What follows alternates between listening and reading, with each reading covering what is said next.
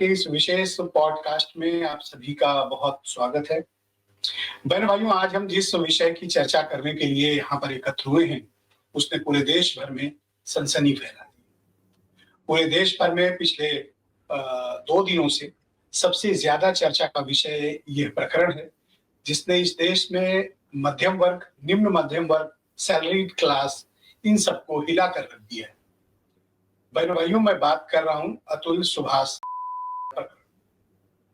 इस मामले में दर्द की जो पराकाष्ठा है, वो अतुल सुभाष के 24 पेज के पत्र और तकरीबन 1.5 घंटे के वीडियो में किन तकलीफ, किन परेशानियों के बीच अतुल गुजरे, उसको जब वो डिस्क्राइब कर रहे हैं तो उस दर्द को देश में बहुत से लोग महसूस कर रहे हैं। सामान्य तौर पर जो इस तरह के प्रकरण होते हैं, इस तरह के मृत्यु के, वो बहुत कोई लाइमलाइट में नहीं आते या उनके कारणों की चर्चा नहीं होती, लेकिन इस प्रकरण ने पूरे देश भर में एक चर्चा शुरू कर दी है कि किस तरह से उत्पीड़न का शिकार हो रहे हैं लोग, और खास तौर पर दहेज अधिनियम का के अब्यूज का मामला, कि किस तरह से उसका दुरुपयोग करके पूरे के पूरे परिवारों को तबाह और बर्बाद किया गया। कितने लोगों ने जान दी और कितने लोग इस गम को और इस तकलीफ को सह गए या सह रहे हैं। इसने पूरे देश भर में एक जबरदस्त चर्चा का विषय उत्पन्न किया है।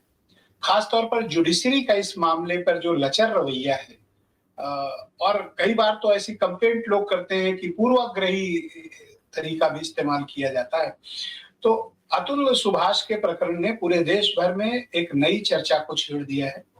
लोग इस बारे में जानना चाहते हैं और इस प्रकरण को की कानूनी पेचीदगियों को भी समझना चाहते हैं। तो इस बेहद चर्चित विषय को लेकर हमने एक पॉडकास्ट आयोजित किया है और देश के सबसे मशहूर लॉ फ्रेटर्निटी के लोगों में से एक, और सुप्रीम कोर्ट और हाई कोर्ट में वकालत करने वाले और विधि के बहुत विशेषज्ञ डॉक्टर फर्रुख खान जी को हमने आज इस कार्यक्रम में विशेष तौर पर आमंत्रित किया हुआ है। उनको इस विषय की बहुत ही इन-डेप्थ नॉलेज है और समझ भी है कि इन विषयों पर पूरे देश भर में किस तरह का माहौल है। डॉक्टर फर्रुख खान, बहुत शुक्रिया हमें समय देने के लिए। सर, जैसा कि आप भी देख रहे होंगे कि पिछले 2 दिनों से पूरे देश भर में यह सर्वाधिक चर्चा का विषय है, जिसके बारे में अभी मैं प्रस्तावना में जिक्र कर रहा था।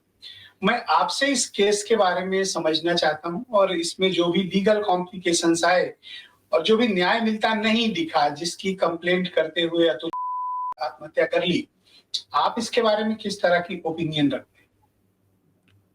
बहुत बहुत धन्यवाद ब्रिजेश भाई, और मैं इस इशू को उठाने के लिए आपका खास तौर से धन्यवाद करना चाहूँगा।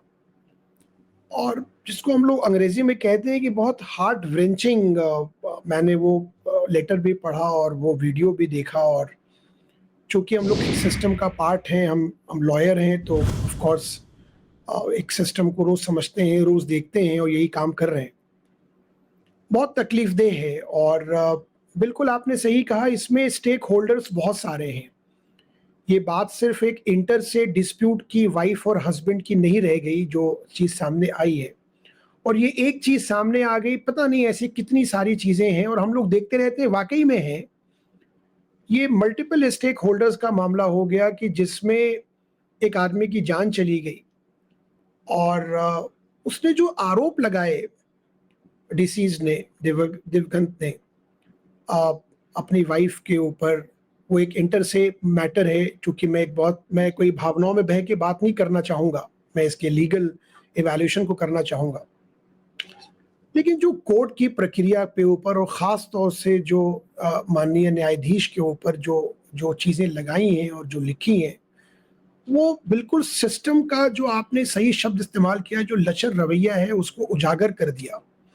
और ये एक एग्जाम्पल की तौर पे याद रखा जाएगा। और मुझे नहीं पता, और मैं बिल्कुल बहुत माफ़ी के साथ ये कहना चाहूँगा कि मुझे नहीं लगता कि ये हम लोग इस पे चर्चा करेंगे 2-4-10 दिन तक ये ट्रेंड होगा, उसके बाद फिर ये कहीं जो है वो स्टोर में चला जाएगा, कोल्ड स्टोरेज में, और इसका कोई समाधान नहीं निकलता दिख रहा है। अभी वैसे ही फंक्शन करने लगेगा जैसे कर रहा है। जी, अभी सुप्रीम कोर्ट ने टाइम एंड अगेन, बहुत सारे मल्टीपल उदाहरण है, पर अभी कल सुप्रीम कोर्ट की एक बेंच ने, जस्टिस नागरत्ना की बेंच ने ये बोला है एक जजमेंट में, ओरल एक एफआईआर क्वेश की एक हस्बैंड के ऊपर, उसके फादर मदर के ऊपर, और ये कहा है कि ये प्रोविजन जो 498A आईपीसी का है, ये सबसे ज्यादा मिसयूज होने वाले प्रोविजंस में है, सबसे ज्यादा। अगर इसका अब्यूज हो रहा है तो क्या ये सही शब्द होगा? बिल्कुल आप सही कह रहे हैं, अब्यूज ही कहिए आप इसको, मिसयूज की एक पारिभाषी आप इसको और सुपरलेटिव में ले जाएंगे तो ये अब्यूज है। अब एक बहुत बड़ी समस्या है ब्रजेश भाई, हम ये भी नहीं कह सकते कि 498A रिडंडेंट है, कि इस देश में औरतों के ऊपर दहेज के लिए जो अन्याय होता है या जो चीजें होती हैं वो खत्म हो गई, और हम ये भी नहीं कह सकते कि हर 498A का जो मुकदमा हो रहा है या डोमेस्टिक वायलेंस का जो मुकदमा हो रहा है वो गलत है। लेकिन मैं आपको एक बात अपने तजुर्बे के आधार पे और बुनियादी तौर पे बता दूं कि जो वाकई में विक्टिम्स होती हैं औरतें, जो वाकई में विक्टिमाइज्ड हैं, चाहे वो रेप का मुकदमा हो, चाहे वो 498A का मुकदमा हो, चाहे वो घरेलू हिंसा का मुकदमा हो, वो अदालत तक पहुंच ही नहीं पाती हैं, बहुत कम है। अगर 100 मुकदमे हैं तो शायद 10 अदालत तक पहुंच रहे हैं। मैं बहुत जिम्मेदारी के साथ कह रहा हूं और मैं अपनी एनालिसिस पे कह रहा हूं, और ये मैं आपको डेटा से सपोर्ट करा दूंगा। तो अल्टीमेटली फिर होता क्या है कि बहुत जो एक मैट्रिमोनियल डिस्कॉर्ड में, अब आप इस बात को समझिए ब्रजेश भाई, और आप मुझसे बेहतर समझते हैं कि मैट्रिमोनियल रिलेशनशिप में टॉलरेंस की कमी आने की वजह से हस्बैंड वाइफ में जो एक म्यूचुअल कंपैशन, म्यूचुअल लव और एक ट्रस्ट की बात होती थी, हर बात पे ईगो की लड़ाई है। ईगो की लड़ाई पूरी होने के पीछे कोर्ट का मैटर है। अब मामला सिर्फ पति और पत्नी के विवाद का नहीं है। पत्नी को कोई बात पति की बुरी लगी या नहीं लगी, और पत्नी की अगर ईगो हर्ट होती है तो पत्नी सारे लोगों को उठा के उनके ऊपर मुकदमा कर दे रही है। आप ब्रजेश भाई याद करेंगे जब ये प्रावधान शुरू में आया था 498 में, इसका कितना मिसयूज हुआ था, बहुत ज्यादा। बुआ खान आज भी हो रहा है। और मैं इस बात को कहूं कि अगर आप इस देश में सर्वाधिक दुरुपयोग किन्हीं कानूनों का हुआ है या किन्हीं प्रावधानों का हुआ है तो 498A उनमें से शीर्षस्थ भी हो सकता है। हाँ, मैं ये कहता हूं कि दो सबसे ज्यादा मिसयूज और अब्यूज्ड प्रोविजन है कानून के, वो एक prevention of money laundering act है, और एक ये आपका ये जो महिला उत्पीड़न के कानून है। और आपको याद होगा कि जस्टिस ओक सुप्रीम कोर्ट की एक बेंच ने अभी पीएमएलए के एक मैटर में बोला था कि आप 498A की तरफ जा रहे हैं। समस्या ये है ब्रजेश भाई, जो दिक्कत है कि अब इसको बैलेंस कैसे करें। देखिए क्या होता था पहले, 498A में पुलिस जो है वो तुरंत उठा के बंद कर देती थी, और सिर्फ हस्बैंड को नहीं, उसके फादर को नहीं, उसकी मदर को नहीं, बुआ को, मौसी को, मौसा को, दूर के रिश्तेदार को, भाई को कर दिया। कम से कम अब 498A में सुप्रीम कोर्ट के इंटरवेंशन के बाद अब आप देखिए बैलेंस चेक क्या है। 498A में मुकदमा अगर आज कोई महिला जाके करती तो सीधे एफआईआर दर्ज नहीं होती है। कानून है, हर जिले में एक महिला, हर जिले में, हर बड़े शहर में महिला थाना है, महिला थाना में जाता है, उस पर वो काउंसलिंग के लिए बुला के कोशिश करते हैं, और अगर काउंसलिंग नहीं होती है तो एफआईआर में दर्ज होती है। 498A में अरेस्ट, खास तौर से अर्नेश कुमारी और के जजमेंट के बाद, अर्नेश कुमार जजमेंट के बाद अब वो अरेस्ट अमूमन नहीं करते, पर ये बहुत मिसयूज हुआ है। पर अब होता क्या है, जो काउंसलिंग सेंटर्स बना रखी है पुलिस ने, वहां काउंसलिंग नहीं होती है, माफ कीजिएगा, वहां मांडवाली कराई जाती है। और यही दलाली मैं इसको एक शब्द में कह देता हूं, दलाली होती है मध्यस्थता के नाम पर। बिल्कुल। अब क्या होता है, अब काउंसलर का मामला ब्रजेश भाई ये है कि काउंसलर वो होगा जो ट्रेंड होगा। अब आप मुझे ब्रजेश भाई आप बताएं, आप इतने वरिष्ठ पत्रकार हैं, एक पुलिस में जो महकमे में जो पुलिस में इंस्पेक्टर है, सब इंस्पेक्टर है, क्या वो काउंसलर का काम कर सकता है? क्या ये संभव है? तो आपने एक ढकोसला बना दिया, उसको कोई एक्सपर्टाइज नहीं, आपने एक ढकोसला बना दिया। हमारे यहाँ मेडिएशन सेंटर्स होते हैं, हाई कोर्ट में, सुप्रीम कोर्ट में एडवोकेट्स होते हैं, सीनियर एडवोकेट्स होते हैं, जो मेडिएटर्स होते हैं, उनकी प्रॉपर ट्रेनिंग होती है, उनकी कोर्सेज होती हैं। क्या ये उत्तर प्रदेश में या बिहार में या जो भी और भी राज्य हैं, क्या उसमें जो पुलिस के लोग जो मेडिएशन कर रहे हैं, क्या उनके उपकास कोई ट्रेनिंग है? कोई ट्रेनिंग नहीं है, सिर्फ मांडवाली होती है। आपने सही शब्द इस्तेमाल किया, दलाली की जाती है, माफ कीजिएगा कहते हुए। और अल्टीमेटली क्या होता है कि वो और खाई बढ़ती चली जाती है। जो लेडी है उनके दिल में ये है कि मुझे इन्हें सबक सिखाना है। अब सबक सिखाने के लिए अब आप देखिए, अगर अतुल के केस पे आए फारूक भाई, तो आप इस केस में क्या देखते हैं? विशेष तौर पर जैसा कि अतुल ने अपने 24 पेज के पत्र में इस बात का उल्लेख किया है कि ना तो उनके खिलाफ कोई एविडेंस है, ना उनके खिलाफ कोई ऐसे गवाह हैं, लेकिन तमाम कोशिशों के बावजूद जज ना तो उनकी बात सुनने को तैयार थे, ना उनकी तरफ से जो एविडेंस प्रस्तुत किए गए थे उन पर वो चर्चा करने को तैयार थी। ऐसा प्रतीत हो रहा था, उनको लगा, और एक्चुअल उनके साथ हुआ भी, कि एक तरफा डिसीजंस किए जा रहे थे। और उन्होंने जज की कार्यप्रणाली का बड़ा स्पष्ट उल्लेख किया है कि न्याय कम, वो सेटलमेंट के लिए ज्यादा दबाव बना रही है। इसके दो पहलू हैं। एक तो ये बिल्कुल व्यवस्था का लचर होना और खोखला हो जाना, मैं शब्द इस्तेमाल करूंगा, उस तरफ हमें दिखाता है कि बिल्कुल खोखली हो चुकी है व्यवस्था। दूसरी इशू ये है कि जज का काम, ऑफ कोर्स ये लॉ में मैंडेट है कि जज को किसी भी सिविल मैटर में, इन मैटर्स में वो एक बार जज ये जरूर कोशिश करते हो, ये कानून का मैंडेट है कि सेटलमेंट हो जाए, समझौता हो जाए। पर समझौता आप किसी को दबा के नहीं करेंगे। और जिस तरह की कन्वर्सेशन लिखी है, मैं उन शब्दों को इस्तेमाल नहीं कर सकता, और जिस तरह के आरोप लगाए उस पर जांच होनी चाहिए। इसको हाईकोर्ट को सुओ मोटो इसका संज्ञान लेके और उस पर इंक्वायरी करनी चाहिए।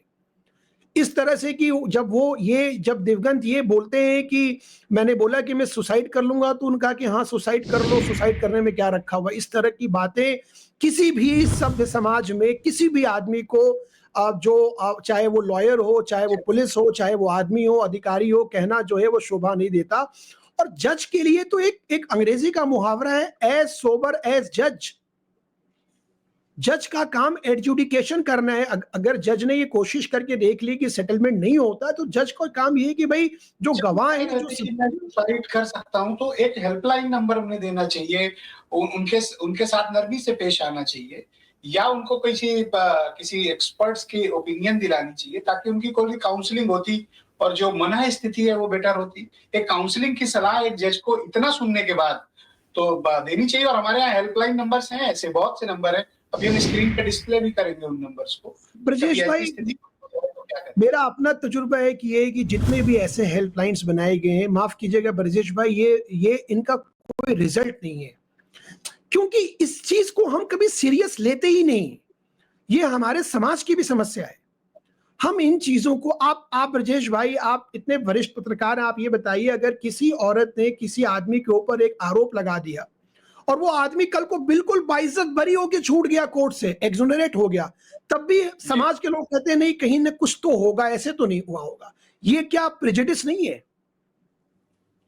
अगर ये प्रेजुडिस, विषय पे मैं चाहता हूं एक विस्तृत चर्चा भी हो कि 498 ए को, ये पति पत्नी के बीच का डिस्प्यूट है, इसको क्रिमिनलिटी का एंगल इसमें क्यों घुसाया गया, या इसको क्रिमिनल एंगल की तरह क्यों इन्वेस्टिगेट किया जाता है?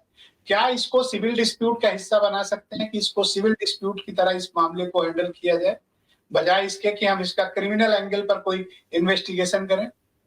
ब्रजेश भाई, नहीं, क्रिमिनल तो ये रहेगा प्रोसीडिंग, क्योंकि हम लोग इस बात से भी आंखें नहीं बंद कर सकते कि इस देश में दहेज के लिए भी होती है, और दहेज के लिए प्रताड़ना भी की जाती है, लोग प्रताड़ित भी होती हैं औरतें। इस बात से अभी भी ये एक कुरीति है जो अनफॉर्चुनेटली हमारे समाज में आज भी है, और क्रिमिनलिटी तो है। लेकिन ब्रजेश भाई, अगर आप दिवगंत का, इनका अगर आप देखें, उनका लेटर पढ़े, तो वो सिस्टम, वो प्रोसेस उनके लिए पनिशमेंट होता जा रहा था।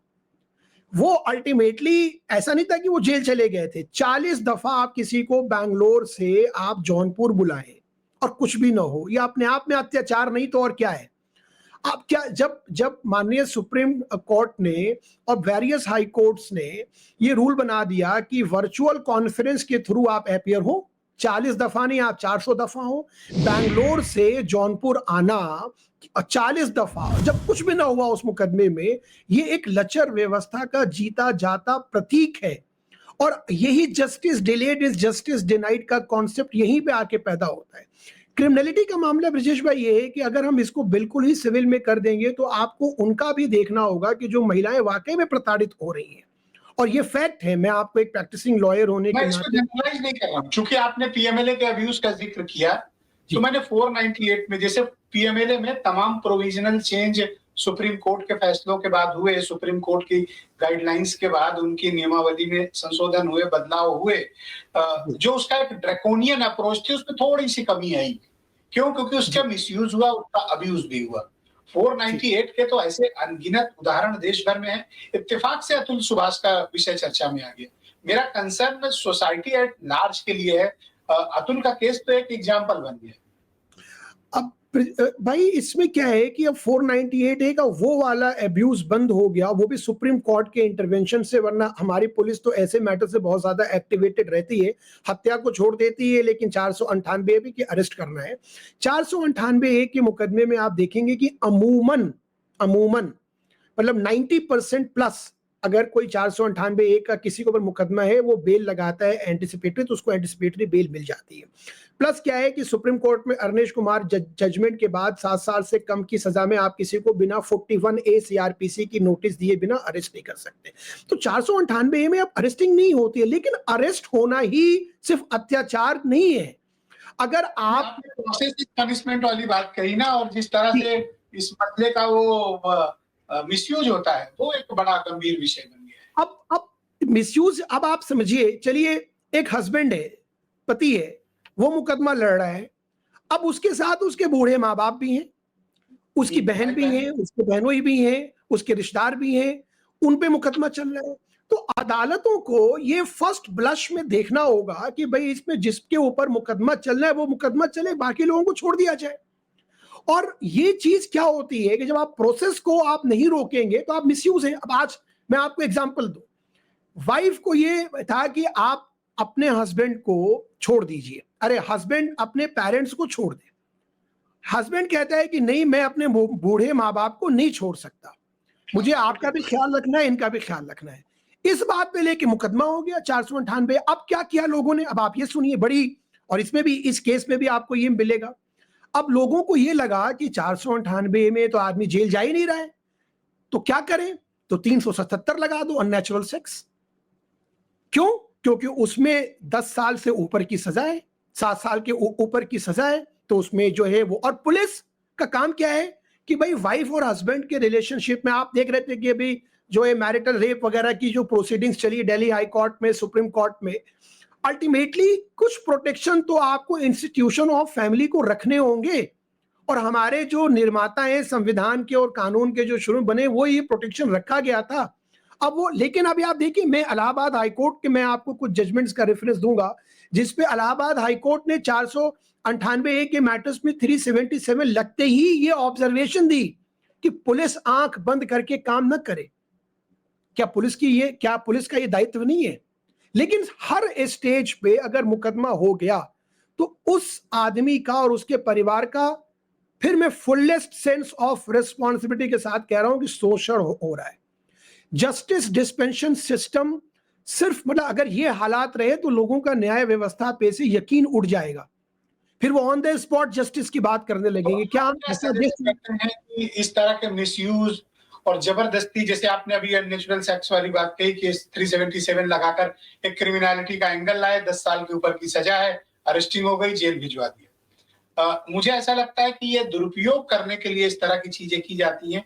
तो इसका भी प्रॉपर, अगर 498A के साथ कोई भी क्रिमिनल सेक्शन अप्लाई किया गया, लगाया गया, क्या इसके इन्वेस्टिगेशन पर कुछ एक डिफरेंट तरीके से कोर्ट या लॉ फ्रेटर्निटी आप लोग विचार कर सकते हैं कि ये हो जाए तो थोड़ा सा बेटर होगा, लोगों को न्याय भी मिलेगा और अन्याय भी महिलाओं के साथ नहीं, दोनों बात। जी, इसमें एक सिंपल सी बात ये है ब्रजेश भाई कि सबसे पहले हमें अपनी आधारभूत जो हमारी संरचनाएं हैं, जो हमारे इंफ्रास्ट्रक्चर है, उनको मजबूत करना होगा। मजबूत इन सेंस ये कि जो काउंसलिंग का ऑप्शन रखा गया, जो मैंडेटरी, उस काउंसलिंग को प्रॉपर काउंसलिंग कराई जाए, न कि उसको सिर्फ एक ढकोसलेबाजी में छोड़ दिया जाए कि फॉर्मेलिटी नहीं होनी चाहिए। हमारे यहाँ प्रॉब्लम देश में क्या है, आप समझिए, मॉल के बाहर, मैं आपको एक एग्जांपल देता हूं, आप अपनी गाड़ी लेके एक मॉल में जाते हैं, मॉल में बाहर एक गार्ड है, वो आपकी गाड़ी चेक करता है। क्यों चेक करता है? ताकि कोई आप कोई संदिग्ध न हो, आप में कोई गाड़ी में कोई चीज ना हो। पर वो गाड़ी कैसे चेक होती है आपको पता है भाई? आपने देखा है? तो जस्ट फॉर्मेलिटी है, फॉर्मेलिटी। वही वही इसी एग्जाम्पल को म्यूटिस म्यूटेंडिस पैरीमटेरिया अप्लाई कीजिए काउंसलिंग में। मैं आपको बहुत जिम्मेदारी के साथ कह रहा हूं कि यही काउंसलिंग होती, कुछ नहीं होता। पर मुझे तो बताइए ना इतने कि आपको जस्ट ब्लाइंड फोल्ड वाली पट्टी भी हटवा गए, तो अब क्यों नहीं दिख रहा है जैसा आप लोगों को? अब वो पट्टी तो जब दिमाग में बंधी हो तो फिर आप आंखों के सामने कितनी भी पट्टियां हटा ले, दिमाग की पट्टी खोलना बहुत जरूरी है ना। प्रेजुडिस है, प्रेजुडिस है। प्रेजुडिस क्या है? अब मैं आपको एक बात बताता हूँ ब्रजेश भाई, आज हम विमेन एम्पावरमेंट की बात करते हैं। विमेन एम्पावरमेंट के कॉन्टेक्स्ट में हम लोग क्या करते हैं कि हम कहते हैं साहब बराबर, और बिल्कुल हम इस बात के पक्षधर हैं। अब एक महिला मुकदमा करती है 498A का एसयू, वो रहती बनारस में है, पर वो मुकदमा कुछ दिन वो जाके रही अपने बुआ के यहाँ, मौसी के यहाँ जाके, उसने मद्रास में, चेन्नई में मुकदमा कर दिया। हस्बैंड रहते हैं बनारस में या दिल्ली में, अब उनको क्या है, मद्रास जाना है मुकदमा करने। वो ट्रांसफर पिटीशन अगर सुप्रीम कोर्ट ने फाइल करा, उनकी सुनवाई नहीं है। क्या वो प्रो विमेन है कि नहीं भाई, उसमें जहां पे लेडी है वहीं पे मुकदमा चले। पर अब सुप्रीम कोर्ट ने क्या शुरू कर दिया कि जो महिलाएं ट्रांसफर पिटीशन लेके आ रही हैं, जो हस्बैंड ट्रांसफर पिटीशन लेके आ रहे हैं, उनको कहा वीसी से अपीयर कराइए। जब एक प्रणाली है, एक सिस्टम है, तो आप वीसी से अपीयर कराइए। क्यों वीसी से क्यों नहीं अपीयर होने देना कि मेरा फिर एक्सप्लॉइटेशन कैसे होगा? बैंगलोर से जौनपुर आऊंगा, जाऊंगा, पैसे खर्च करूंगा, परेशान होऊंगा, मेंटल ट्रॉमा लूंगा, तभी तो इरिटेट होऊंगा, तभी तो आपके दबाव पे और आपकी जो वो डिमांड्स हैं, इलीगल डिमांड्स हैं, उस पे मैं एग्री करूंगा कि भाई मैं तो ये 40 दफा आ गया। और सर, ये हायर जुडिशरी या जो एडमिनिस्ट्रेटिव जुडिशरी है सबऑर्डिनेट कोर्ट्स की, इसका ध्यान क्यों नहीं जाता? क्या इनके लिए ये न्यू नॉर्मल है, या फिर ये उधर देखना नहीं चाहते, या फिर सबऑर्डिनेट या लोअर जुडिशरी में वो कोई इस तरह का रिफॉर्म नहीं चाहते, कोई सुधार नहीं चाहते? मैं देख रहा हूं कि इन दिनों जितने भी विवादित आदेश आ रहे हैं, उनमें मैं आलोचना तो नहीं कर रहा हूं, करना भी नहीं चाहिए, लेकिन वो जो कानून की परिधि, इस देश के संविधान की परिधि, आईपीसी सीआरपीसी की जो व्याख्याएं हैं, बीएनएस की जो व्याख्याएं हैं, उसके इतर हो रही हैं चीजें। ये क्या हायर जुडिशरी, एडमिन जुडिशरी को इस बात का इल्हाम है या फिर नहीं? बिल्कुल है। और आई डोंट नो कि ये बहुत सारी बातें अगर आप करने बैठे हैं इस पे तो बहुत दूर तक चली जाएंगी।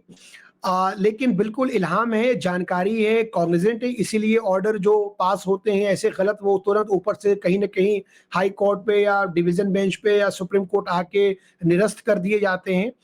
और मुझे लगता है मैं बहुत जिम्मेदारी के साथ कह रहा हूं कि सोशल मीडिया के ज़माने में शायद हमारे सिस्टम में कुछ लोगों को ये बीमारी लग गई है कि उन्हें न्यूज़ में आना है, तो न्यूज़ में आने के लिए कुछ तो अलग करना होगा ताकि उसको मीडिया कवर करे, वरना इस देश में हज़ारों की तादाद में जो है वो लाखों की ये बात आप तादाद। जुडिशरी के लिए कह रहे हैं या पिटिशनर के लिए कह रहे हैं?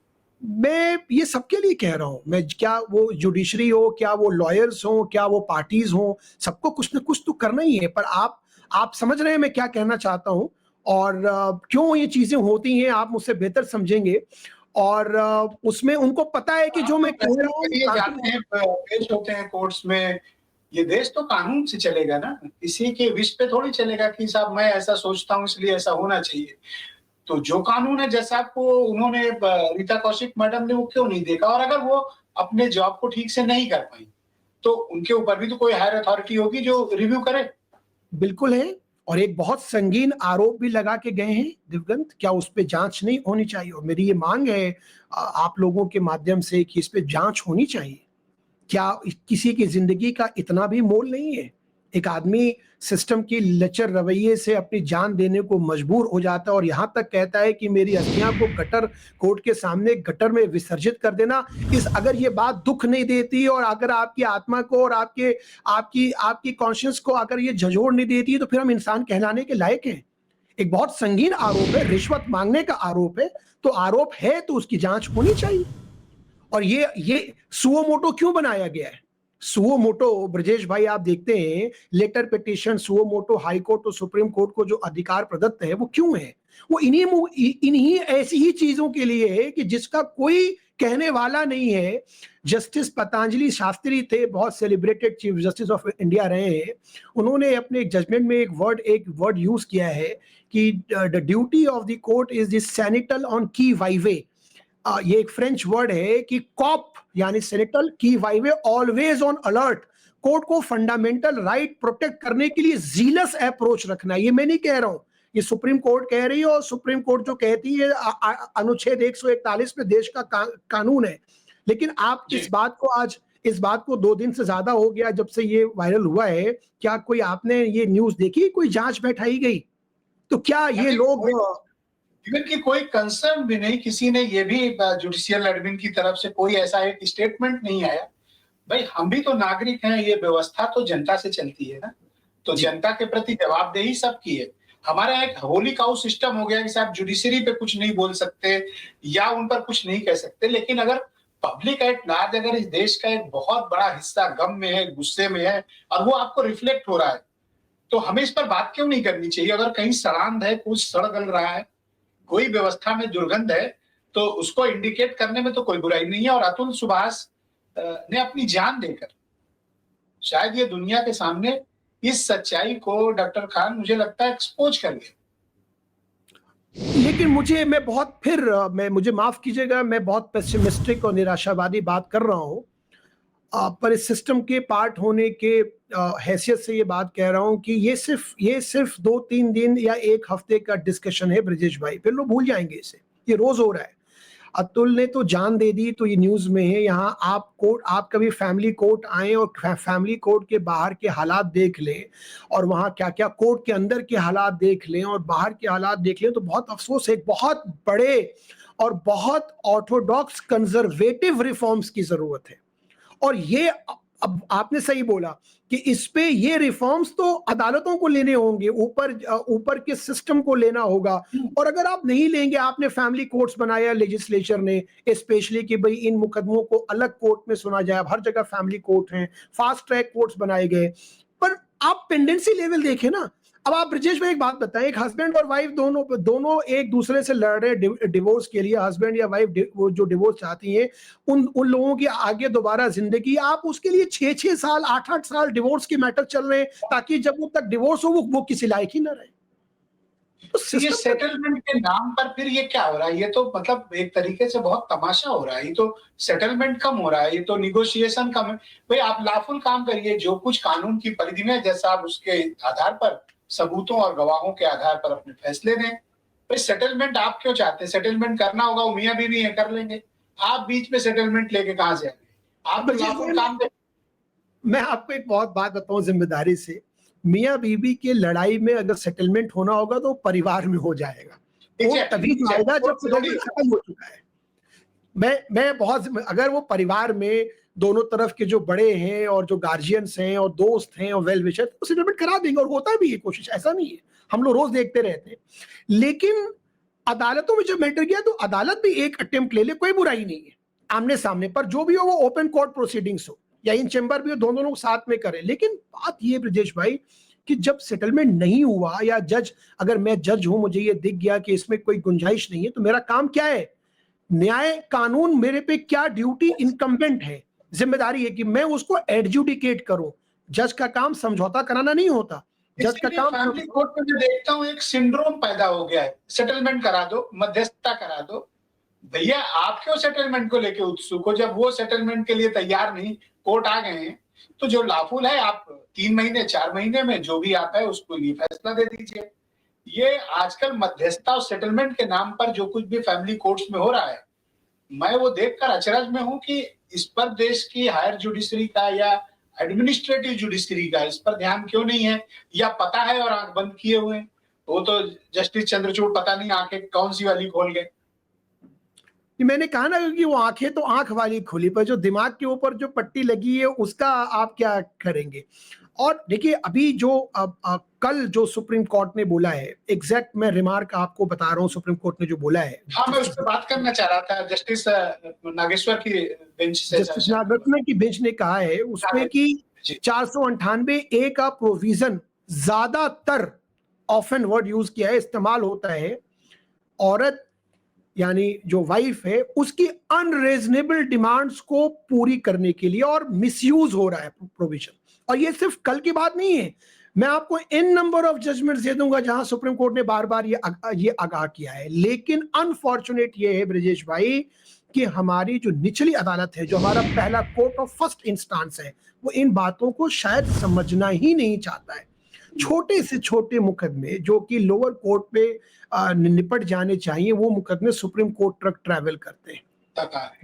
अगर हाई एग्जांपल मैं आपको बताऊं कि अतुल ने जो चिट्ठी लिखी उसमें एक उसने सेंटेंस में ये बात लिखी है अतुल ने कि मुझे 2 लाख रुपया महीना वो वाइफ कमा रही है, मेरे दिए गए पैसे से वो पार्टी करती है, अपने दोस्तों के साथ मजे कर रही है, मौज कर रही है, और मुझसे कहा जा रहा है कि 80,000 रुपया महीना इसको आपको मेंटेनेंस के रूप में देना है। अब जो भी मुझसे पैसा लिया जा रहा है वो मेरे खिलाफ मुझे सजा देने के लिए इस्तेमाल किया जा रहा है, और वो अनरीजनेबल है क्योंकि ऑलरेडी वो सेटल्ड है। अतुल ने एक बात और लिखी ब्रजेश भाई कि मेरे ही पैसे से जो मैं टैक्स जमा कर रहा हूं, उस टैक्स से पुलिस को सैलरी जाती है और उसी टैक्स से जज साहब लोगों की सैलरी भी जाती है, और ये पूरी कोर्ट की न्याय व्यवस्था भी चल रही है। इसमें कोई गलत बात तो है नहीं, टैक्स पेयर्स की मनी पे चल रहा है ना, और उसी पैसे को मेरे खिलाफ इस्तेमाल किया जा रहा है। हालांकि मुझे लगता है कि अतुल का ये जो स्टेप था वो बहुत, अब तो वो चले गए और ईश्वर उनकी आत्मा को शांति दे, शायद वो बहुत घबरा गए, उनको बहुत अच्छी काउंसलिंग भी मिली, उनको हाई कोर्ट सुप्रीम कोर्ट का दरवाजा खटखटाना चाहिए था। और ये ऐसा मुकदमा था कि मैं बहुत जिम्मेदारी से कह सकता हूं कि अगर वो हाई कोर्ट जाते, सुप्रीम कोर्ट जाते, तो उनको जरूर न्याय मिलता। कम से कम उनकी जो प्रताड़ना हो रही थी डे बाय डे वो नहीं होती। उनको जो बैंगलोर से जौनपुर चला जा रहा था, जाना पड़ता था, पिताजी और उनकी माताजी के साथ मैटर था, ये सब चीजें रुक जाती। और अगर मैं अतुल का वकील होता तो मैं उनको यही कहता कि आप अपनी न्याय की लड़ाई आखिरी दम तक लड़िए। जान देना उसके लिए जिसने आपको प्रताड़ित किया, ये एक बहुत कमजोर होने की निशानी है, ये मैं समझता हूं। और लेकिन मैं फिर ये भी समझता हूं कि इंसान कभी कभी ऐसी पोजीशन और ऐसे चक्रव्यूह में फंस जाता है कि उसको लगता है कि सिवाय जान देने के अलावा मेरे पास कोई ऑप्शन बचा ही नहीं। तो इसमें लेकिन ये एक लार्जर इशू को अगर जो ये मैटर जो जिस पे डिस्कशन होना चाहिए वो ये है कि जुडिशियल सिस्टम में कोर्टों की, खास तौर से निचली कोर्टों की फंक्शनिंग में एक बहुत जो है वो बिल्कुल कंप्लीट चेंज और सिस्टम में चेंज आना जरूरी है। और जजेस को, लॉयर्स को, पुलिस को, ये 3 बहुत इंपॉर्टेंट अंग हैं जस्टिस डिस्पेंशन सिस्टम को, इनको बहुत जागरूक और इनको थोड़ा सा ह्यूमन ट्रीटमेंट रखना है। हर जगह अगर आप पैसे कमाने के चक्कर में पड़ेंगे तो उन पैसों से आप करेंगे क्या? हर जगह आप पैसे नहीं कमा सकते। ह्यूमन कंपैशन और अगर आप 2 लोगों की जिंदगी सुधारने की आपके अंदर कोई कुव्वत है और आप कोशिश करते हैं, तो जो उससे आपको दुआएं मिलेंगी और जो उससे आपको प्रार्थनाएं मिलेंगी वो बहुत बड़ी चीज है। पर वही दुआओं की बात कर रहे हैं, लोग इस पर आविष्कार में लगे हुए हैं कि कोई एक ऐसा पॉकेट मिले जिससे कि वो ऊपर भी थोड़े पैसे लेके जा सके। हाँ, वही है कि कफन में जेब नहीं होती, लेकिन हाँ, वो कफन में जेब तो नहीं है, लेकिन ये हम सबको पता है कि कफन में जेब नहीं है। और चिताओं पे तो जो है जब अस्थियां जलाई जाएंगी तो उस वक्त जो है, जब शरीर जलेगा तो उस वक्त तो कोई पैसा नहीं होगा, लेकिन आदमी रुकता कहाँ है। लेकिन ब्रजेश भाई, समस्या ये आप ये देखें, मतलब मैं वो उनका ये मतलब देख रहा था, और अभी देखिए एक खाना पूर्ति और हुई है, मैं इसको खाना पूर्ति बोलूंगा। बैंगलोर पुलिस ने मुकदमा दर्ज कर लिया है, बैंगलोर पुलिस ने मुकदमा दर्ज कर लिया, और जो बीएनएस की जिस धारा में किया है वो नॉन बेलेबल है, राइट। अगर वाकई में अतुल को न्याय दिलाना है, अगर मैं सिर्फ अतुल की बात करूं आज, तो बिल्कुल जिन लोगों ने उसके ऊपर उसको इस अंजाम तक पहुंचाया, उनकी अरेस्टिंग हुई, उन पे बहुत बेजोड़ तरीके से मुकदमा लड़ा जाना चाहिए। पर अफसोस वही है कि हमारे यहाँ आप देखते हैं, तो हाईकोर्ट को भी देखना चाहिए कि जो भी जुडिशियल प्रोसेस अतुल के मामले में हुआ उसकी पूरी पत्रावली तलब करें और सारे ऑर्डर शीट डे 1 से लेके अब तक के एक बार रिव्यू हो जाए, अपने आप स्थिति क्लैरिटी आ जाएगी, क्योंकि जो होगा ऑन रिकॉर्ड ही हो। जी, मैं यही कह रहा हूं कि सुओ मोटो जो स्वतः संज्ञान लेने की पावर है वो क्यों है, वो इन्हीं ऐसे ही मुकदमों के लिए। और ये जो सुप्रीम कोर्ट्स या हाई कोर्ट्स जो नॉर्मली करती हैं, ये सुओ मोटो हाई कोर्ट को हम लोग रिक्वेस्ट पे ही कर सकते हैं कि ये सुओ मोटो लेके इस मुकदमे पे और कुछ ना कुछ होना चाहिए। देखिए हम लोगों को, बहुत से लोग जो इस वक्त अभी कार्यक्रम देख रहे हैं और आपकी सलाह को सुन रहे हैं, और जो ऑलरेडी जिस परिस्थिति से अतुल सुभाष गुजरे, उस स्थिति से हजारों लाखों लोग गुजर रहे हैं, इस वक्त भी गुजर रहे होंगे जब हम आप इस पे बात चर्चा कर रहे हैं, बहस कर रहे हैं। आप उन्हें क्या सजेशन देना चाहोगे कि उनके पास क्या ऑप्शंस हैं, वो अतुल जैसा कदम ना उठाएं? उनके पास लॉफुल राइट्स हैं जिनको वो आगे कर सकते हैं? और अगर ऐसी परिस्थिति में कोई फंस भी गया या ऐसी स्थिति आ भी गई, तो विकल्प क्या है? थोड़ा सा इस पे गाइड करिए। जिन लोगों के थोड़े मनोबल गिरे हैं उनको थोड़ा आप बताइए कि उनके पास क्या विकल्प है और उन्हें क्या करना चाहिए, किससे संपर्क करना चाहिए? मैं उन लोगों को बस एक बहुत छोटी-सी बात कहूँगा। हम लोग कहते हैं कि भगवान के घर में देर है, अंधेर नहीं है। तो वैसे ही अदालतों में भी देर है, अंधेर नहीं है। और अगर एक अदालत से आपको न्याय मिलने की उम्मीद नहीं है, किसी भी वजह से, तो उसपे इतना बड़ा ड्रास्टिक स्टेप बिल्कुल न लें। आपकी जीवन सिर्फ़ उस मुकदमे जिसने किया है उस पर नहीं है, आपके जीवन के बहुत सारे स्टेक होल्डर्स हैं। और ज़िंदगी बहुत प्रीशियस है, इससे ज़्यादा कोई प्रीशियस चीज़ नहीं है। और आप उसको लड़ें। और आप यकीन जानें कि अगर आप सत्य पे हैं तो अभी भी इस देश में इतना कानून का राज है कि आप ज़रूर उसमें कामयाब होंगे। और अगर आप प्रताड़ित हो रहे हैं, आपको जो है बार-बार बहुत दूर से एक दूसरे कोर्ट में आना पड़ रहा है और वहाँ कोई प्रोसीडिंग्स नहीं हो रही है, और जो प्रोसीडिंग्स में जो कोर्ट का रवैया है वो सही नहीं है, आपको लगता है कि जज का भी रवैया सही नहीं है, तो एक ट्रांसफर एप्लीकेशन का भी प्रोविजन होता है। आप उस डिस्ट्रिक्ट जज के यहाँ, कंसर्न डिस्ट्रिक्ट जज के यहाँ एक एप्लीकेशन लगा के उस मुकदमे को ट्रांसफर कराने की अर्जी दे सकते हैं। डिस्ट्रिक्ट जज साहब अगर आपकी बात नहीं सुनते हैं तो आप हाई कोर्ट जा सकते हैं, आप सुप्रीम कोर्ट जा सकते हैं। अगर आपको बहुत दूर से कहीं जाना पड़ रहा है जो कि बहुत कॉमन हो रहा है, तो आप बिल्कुल अदालत में अर्जी लगा सकते हैं कि मुझे वर्चुअल कॉन्फ्रेंस की फैसिलिटी दी जाए। मैं वर्चुअल कॉन्फ्रेंस के तहत कोर्ट की प्रोसीडिंग्स ज्वाइन करना चाहता हूँ।